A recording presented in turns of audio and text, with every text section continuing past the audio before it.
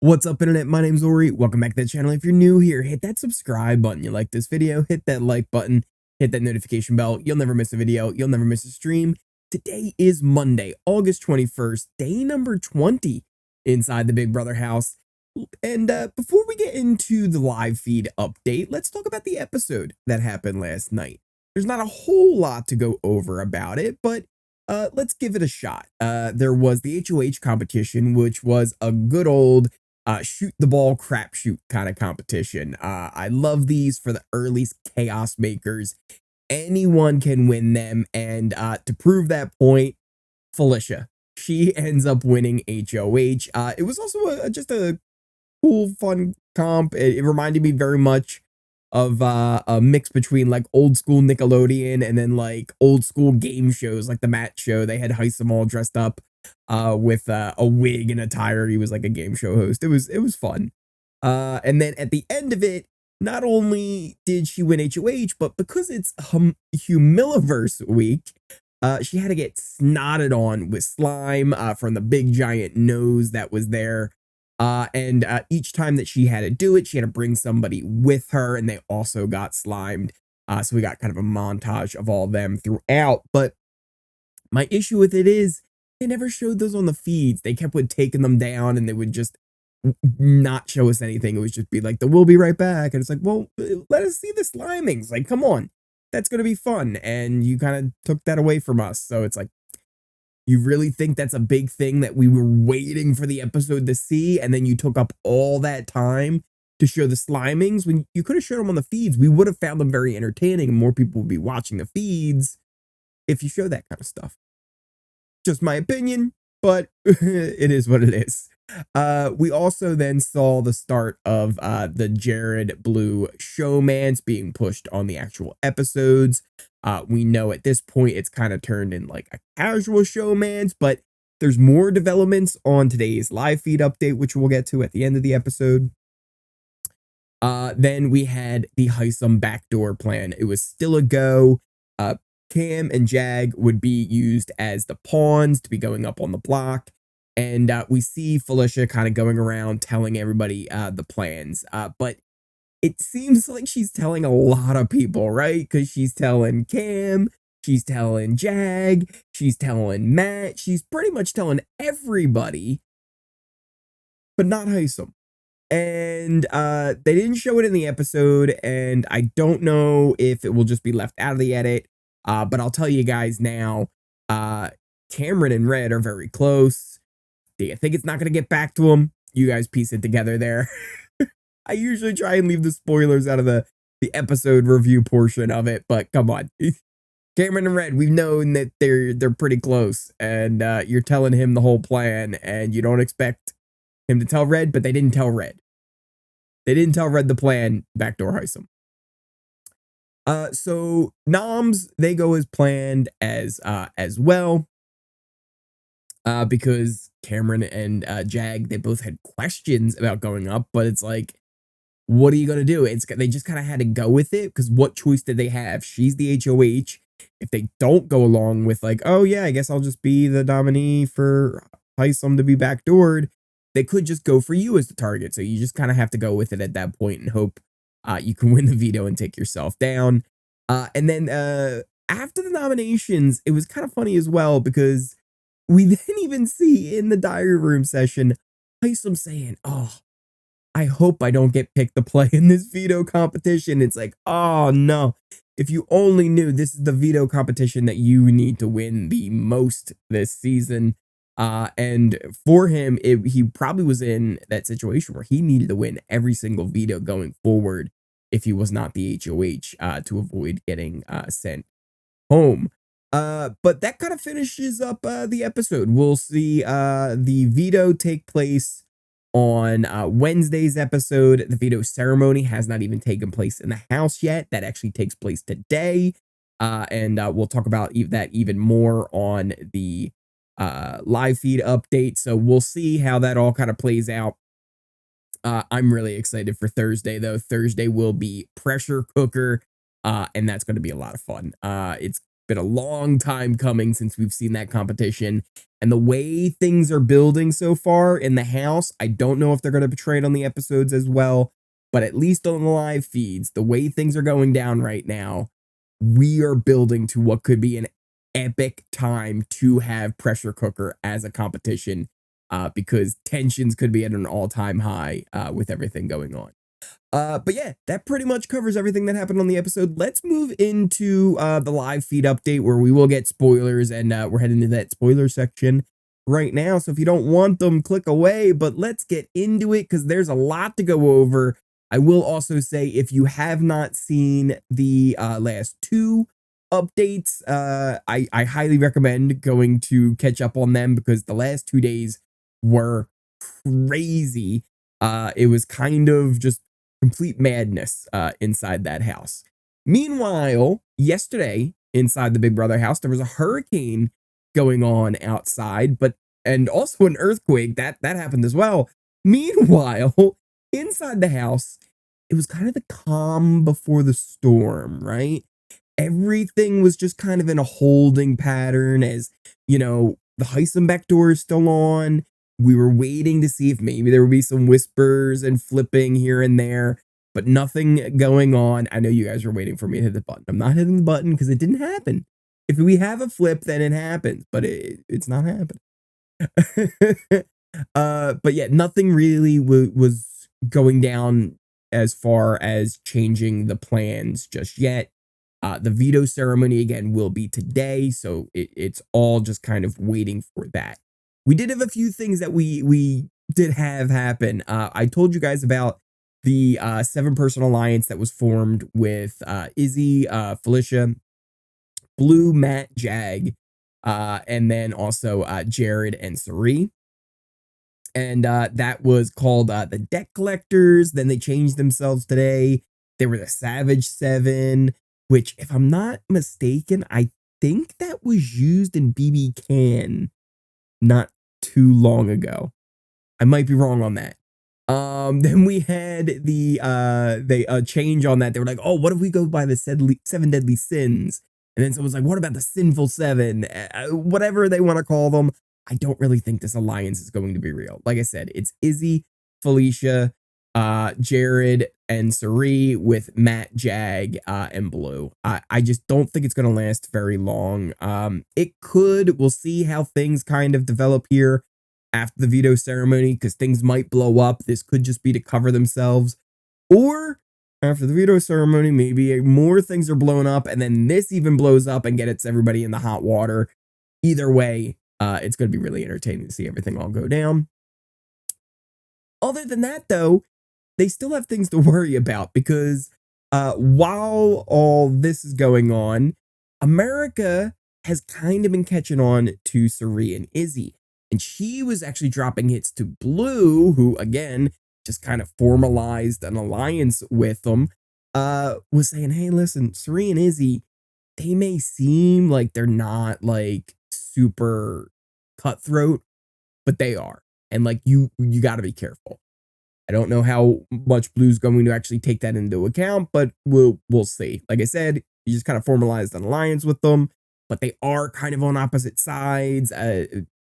We'll see how it all turns out. At the end of the day, her real allegiance is to Jag, Matt as well. Like, her and Jag, they really want to look out for Matt. You know, they kind of told Reilly they would.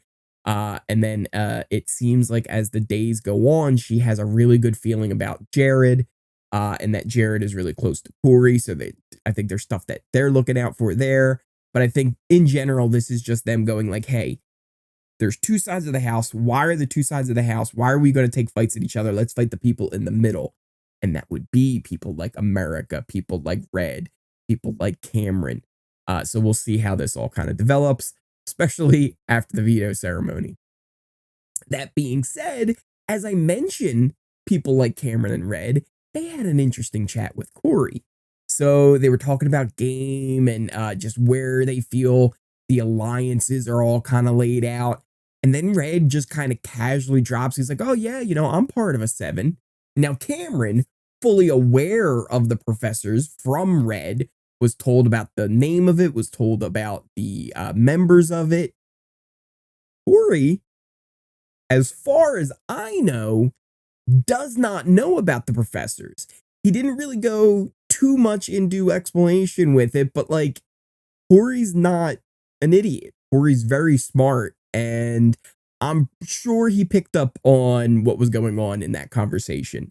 It wasn't not obvious. Red was laying it on pretty thick. He's like, listen, they're aside, and we gotta watch out for Cirie because she's controlling everything. Like they really are laying it on. Like Cirie is the head of the table, and she's calling all the shots. Red and Cameron are just really building numbers to try and go after that side of the house. They also worked on Matt, they were saying, listen, that other side of the house, they're trying to lump you in with Jag and Blue as the targets. They want to take you out. We don't want that. We want to work with you. But be careful, because Jag and Blue, that's a bad association for you. They were pretty blunt about it too. They, like, before they even got to this, they were like, if you want HOH, who would you put up? And they just, like, first thing they say to him pretty much when he walks in, who would you put up? And he's like, oh, well, I mean, probably like Bowie. And then who else did he say? I think he said, did he say Bowie? And now I forget who his other person was. It might have been like America. Like that might have been like the other person he said. But they were like, listen, we just want to let you know, we're not, like, Red especially was like, I'm not telling you what to do. Like, you can do whatever you think is best for yourself. I think it might be good to put up at least one of Jag and Blue. That way it kind of separates you from them. So we'll see how that goes. And it's just really interesting that, again, we talked about how Pressure Cooker is coming up. And with Red and Cameron kind of building the numbers as they go in, they might never let go, because at some point they know they really want to take a shot at Cirie. If they could win an HOH right now and just take the head of the snake off like that, they might just do it. Meanwhile, well, not meanwhile, but after that, Matt ended up talking to Jag about that conversation that he had. And both kind of like, they take the information. They're like, okay, we'll listen to it. They might not be telling the truth, though. This might be a lie as well. So we'll file it, right? We'll to quote Reilly when Matt told her that he had a crush. I'm gonna give the info to my assistant. We'll file it. See it later. Take it into account. So it definitely, like, they're not fully trusting the info yet, but again, now that they've made this alliance, like, it's a temporary truce, but that doesn't mean they won't take that shot, because at the end of the day, they still feel they are two separate sides, and then there's the middle, and it's kind of them coming together for a temporary coalition. Izzy then later on actually went and had a chat with Red, kind of just to, reaffirm and make sure things are good, and this seems to have really kind of pulled him back into trusting the professors. Not that he's not going to take shots at them, just that he feels safer that they're not coming after him. They kind of talk about how he's like, it did really worry me that I found out about the Hisam backdoor from outside of my alliance. And she was like, yeah, I did too. Okay. But one thing, and I don't know if Izzy even really caught on this, but he tried to say that it was Blue, because she asked, like, oh, like, who told you? And he said it was Blue. But then not too much longer after, he talks about, like, yeah, when Cameron told me about everything, I was like, what the hell's going on? And they already knew. Like, Cirie picked up on it pretty quickly that Red knew when they had that conversation, and he was just kind of fishing for info. And Cirie kind of picked up on it then and talked about it later. She's like, oh, 100% Cameron told him about what happened. So they already knew, but I don't know if Izzy realized that he messed up, or if Red even realized that he messed up, but it felt like he messed up there. Mimi. So Mimi had a chat with Felicia up in the HOH room, and that she thought that Jag was recruiting people for his side. She's right, but a little bit wrong on the people he's recruiting. She thought maybe like America was joining that side, and they had to be careful for that. But no, he's just joining up with Felicia and Jared and Izzy and Cirie. But it's, again, not something that I think is going to be that real, but it's kind of a protection, right? It's like, well, let's make sure that we're not taking shots at each other. Let's take shots at people like Mimi. Let's take shots at people like Bowie. Let's take shots at people like Red, Cameron, and not have to worry about themselves just yet. Speaking of Jared and Cirie as well, we had a little bit of a mom and son, kind of, how should I say, keep your hands to yourself conversation. She told him to be careful.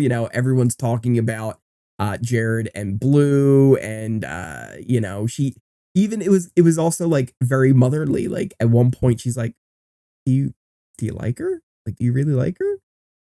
And he's like, oh, it takes me a while to really like someone, but she's falling for me hard, I'll tell you that, because I'm a stud over here, and like she's falling for me.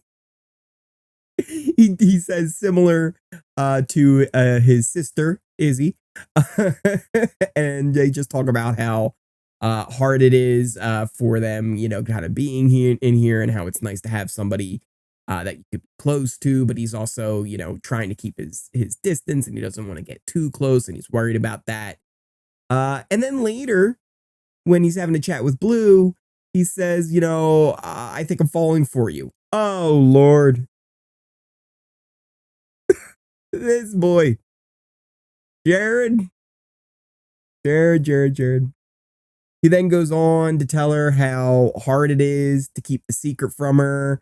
And he like wants to tell her, but if he told her, it would be like the biggest mistake he could ever make. And it's like, just shut up, Jared. Please shut up.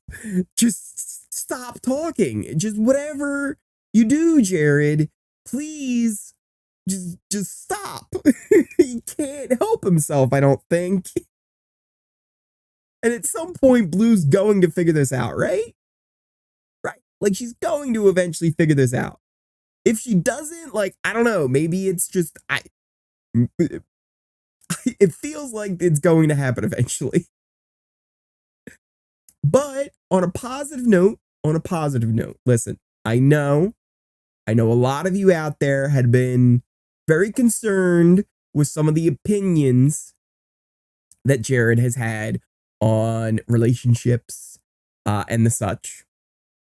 But I can tell you that he's told Blue that, like, listen, I started to kind of realize, am I that behind on my thoughts? Like, he's like, wow, I'm kind of realizing things about myself because of you. And that makes me feel some type of way, right? He's falling for her more because she kind of opens up his mind to that kind of stuff. And listen, that's why I try and preach so much. Don't just jump on someone. Like, just because you don't agree with something they did or said, it doesn't mean that they are necessarily wrong. It also doesn't necessarily mean that just because you don't agree with them, that you can throw things at them and say, oh, this is terrible, because they maybe can change their mind. Because here's the thing about opinions. They're the same thing as diapers. When you realize that they're shitty, you can change them. And that's what it seems like Jared might be doing right now, is he's kind of having this realization that he's like, hey, you know what? Maybe my thoughts and ideas on what makes relationships and what the standards are, maybe they aren't exactly the end all be all. And that is awesome. That is growth. That is what you want to see. But instead, people are getting ready with their pitchforks just because he said one thing that they didn't agree with. Oh, well, relax, everybody. Just because someone doesn't agree with your values doesn't necessarily mean they're wrong. There's lots of opinions. There's lots of ways of life out there.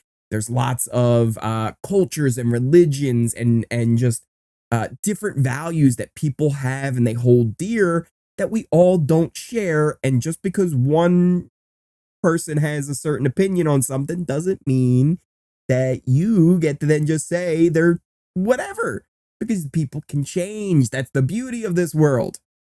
Anyway, let me get off the little pedestal, because again, I also agreed some of what he said.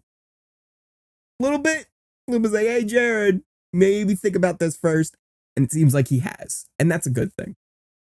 Anyway, some other little interesting things that took place. We had little Cory and Cory's girlfriend. If you're unaware of what I'm talking about, there was this kind of like mannequin head. If anybody watched WWE, WWF at the time, the Attitude Era back in the day, Al Snow, he had the head. What does everybody want? It's head, right? It was like a foam head that started as little Cory. Blue found it. She put a piece of tape with his name on it. She was walking around. She's like, oh, it's little Cory.